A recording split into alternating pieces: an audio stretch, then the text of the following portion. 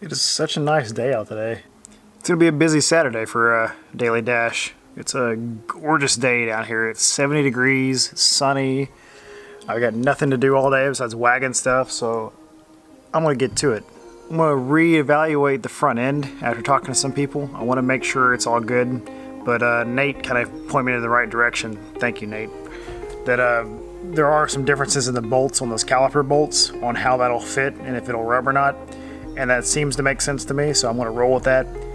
With that being said, I got to work on the steering today, and I want to talk to you guys about a diagram of what I'm thinking for the optimal setup for the wagon for off-road. I've been milling about it, thinking about it, researching about it, doing some science about it, and I think I have the perfect way to make the wagon as off-road capable as possible in its form right now without going crazy. So we'll get to that later in the video. I'll break it down in a diagram, kind of go over that. And besides that, welcome to episode 24. It is the 24th. So yeah, 24 days straight of videos, and we're still going. We got 6 days of the wedding now. Everything's getting wrapped up. We're getting real close. It's getting real. The house is coming alive. So stay tuned for that. Stay tuned for the wagon stuff. Because it is, I can put my shoulder on it now. It's ridiculous. That makes me happy. So let's get to work. So you see that puddle right there in the middle of your screen? That's actually where the viscous coupler has been leaking. So I know it's still leaking, and the reason that leaks and the reason those go bad is because when you do dumb stuff like me, and you go off-road and your front wheels are spinning like crazy, and the back wheels aren't doing anything, what happens is you cook that viscous fluid. That silicone gets cooked, and when it gets cooked, it gets ruined. And when it ruins, it kills the seals, it kills everything. So, pro tip for off-roading in a wagon or anything with a viscous coupler: if your front wheels are going crazy, don't keep going crazy. Don't cook your viscous fluid. I had a video a while back. I'll see if I can't put a quick clip right here.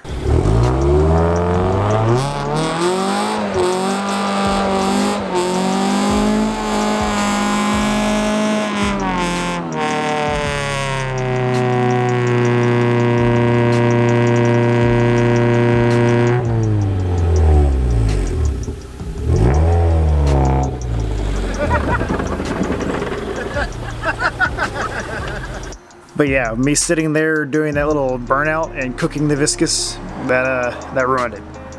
So what I will do is in a future video, I'm going to pull the viscous coupler and rebuild it with new fluid, new seals.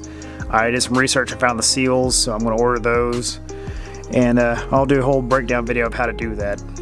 Alright, so I'm going to kind of briefly explain on how the wagon all-wheel drive system works. Alright, so a wagon all-wheel drive system, you have your motor here, your transmission here, you've got your transfer case here, you've got your viscous coupler here, your rear diff here, and of course your axles. So what happens is when your transmission is going, your wheels are turning up here. When this speed is faster than this speed,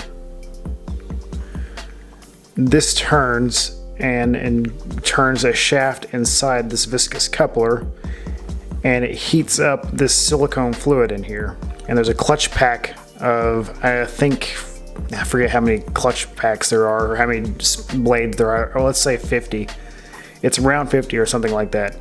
And when those blades start turning in there, what happens is the temperature goes up and the viscous fluid gets thicker and it actually turns into almost a solid type of fluid in there. So it gets up to a certain temperature and that rotates your rear end. And of course it distributes power to your rear diff and distributes power to whatever wheel has the least amount of traction, because that's an open diff in the rear in wagons. So my theory is to get the perfect amount of all-wheel drive and the perfect amount, sorry about the glare there. So my theory for getting the perfect amount of off-road capability in a wagon would be to, or at least from my perspective, rebuild the viscous coupler with a much thicker silicone fluid. And in the rear diff, something that's very interesting about the Wagon rear end is you can actually put an LSD, a limited slip differential, from a D series, a two-wheel drive D series transmission. They'll actually go into that. So what that'll do is when the rear is engaged, you'll have a limited slip in the rear. So my plan for making my Wagon the most robust off-road that it can possibly be without going crazy, custom, nutty, all this other stuff, will be to put an LSD in the rear end and get a much thicker fluid in the viscous coupler. So it will not be, it'll be the easiest route for me, and it'll be the cheapest per se, as in not going to fully swapping everything out. So my original plan, and I talked about in another video, was to put a lockout here where the viscous coupler is. But with that, so the best way to explain what would happen there is if you put a lockout here. So this would be a cable, you pull the cable and it locks that together. That's not a great diagram for locking, but you get the picture. So these are spinning at the same speed. So the front is turning, and this is all one speed. And then you have the rear. Well, the way the Wagon is designed, the rear is not supposed to spin the same as the front. The rear diff ratio is not meant to do that. So you could do the lockout. You could run the lockout. It would get you out of a really bad situation. You'd be able to go up a hill or get out of a little mud hole or whatever. But if you ran that for any length of time, you're putting your rear end on a timeline at that point.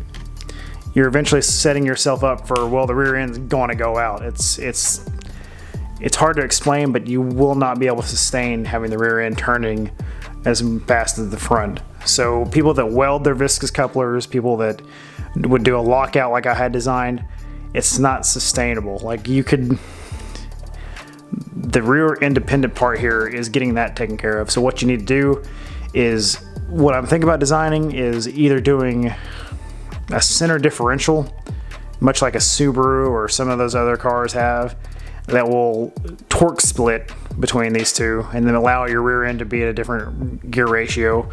But then you have another problem with your rear end being being geared differently and still not being able to accept the torque split.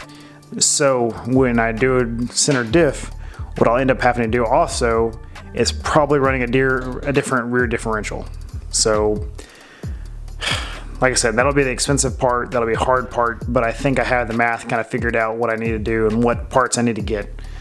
So I will go figure that out. I'm going to do some more research, but for the time being, I'm going to focus on this plan, doing the thicker fluid and the rear LSD. And that'll get me in a better spot than most wagons as far as off-road capability. It won't be a locked, crazy rock climbing monster rig, but it will be better than just a plain viscous and an open rear diff. So we'll go with that, see what we can do about that. The front won't have a limited slip because I haven't researched that yet, but if I can also get a limited slip that works in the real-time four-wheel drive transmission, let me know if you guys know about that. Let me know if you guys have heard of anything or know any research. I'm going to dig into that, but right now I've been focusing from here back. And I want to make sure that my transfer case is going to be strong enough. I have looked into the possibility of getting the billet one. I don't know about that yet. That's just something else on the list. That'll also be crazy expensive. But like I said, for right now, I'm going to focus on the thick fluid and the rear diff. So that is going to school with Dash. So that's my train of thought. Wanted to put it out on a board. So sorry for the long explanation, but hopefully that helps some people out. Alrighty, so a quick rundown of where we're at now is I talked to Ben, and I know in a couple episodes ago I talked about the traction bar is actually making the radius rod touch my AC compressor.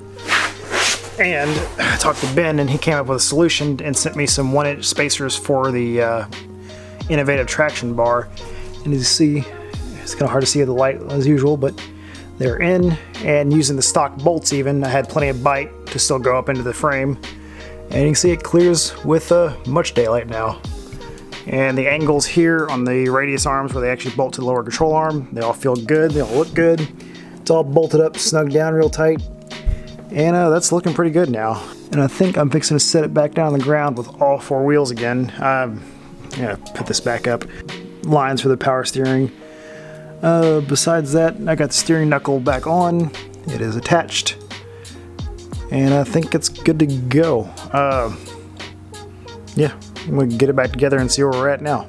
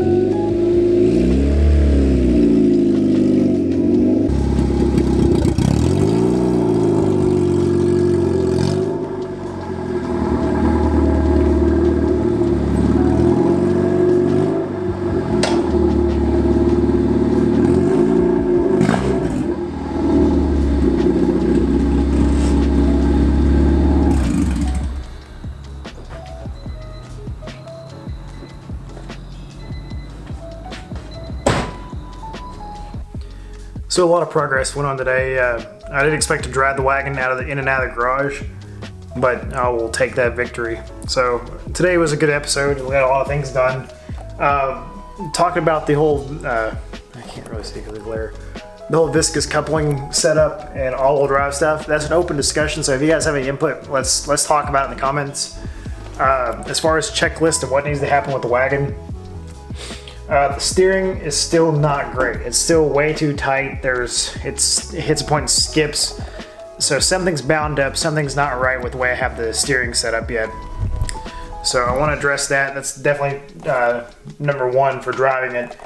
The brakes may have a little air in them after I did some stuff with the calipers, so I need to go make sure there's no air in the lines.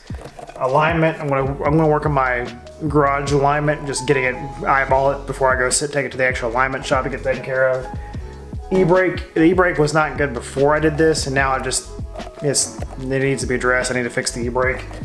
Go through and torque everything down. I need to run through with the torque. I need to run through everything with the torque wrench, make sure everything's torqued to spec. This is coupler. That'll be a video about me rebuilding all that stuff. And then the limited slip differential, I'm going to start doing research on that and seeing what LSD I need to get and what one will be best for my setup. But yeah, I'm going to treat myself. I'm going to cook me a steak and a baked potato tonight. So I'm going to relax, and I will catch you guys tomorrow.